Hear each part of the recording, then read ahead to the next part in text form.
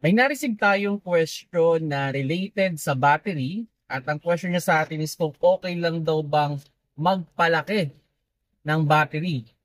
Hello mga paps, I'm Kuya Shane and technically wala namang problema kung gusto nyong magpalaki ng battery o mag-upgrade ng battery. Like for example, NS40 yung nakalagay sa inyo, pwede nyong gawing NS60 yan. Or halimbawa, 1SM yung nakalagay ninyo, pwede nyong gawing 2SM yan. Walang magiging problema yan kasi pareho naman yan mga 12 volts.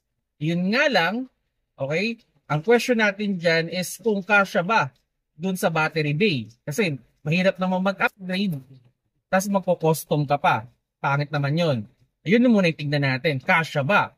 Now, kung kasya naman, ang isang downfall din yan is mas mahal ng konti. Usually, mga 300 to 500 yung mga difference usually yan, ano? Pero mas mataas pa.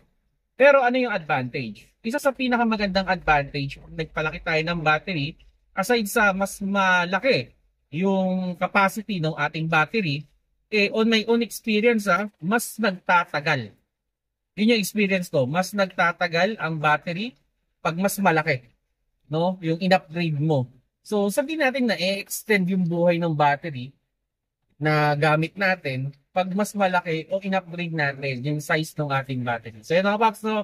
Sana nakakuha kayo ng konting idea with regards battery. Pero still, kung ano yung stock, yun na yung priority ninyo. Pero, you have the option to upgrade kung gusto lang ninyo. Kung nagustuhan niyo yung video, pakilike na lang ako.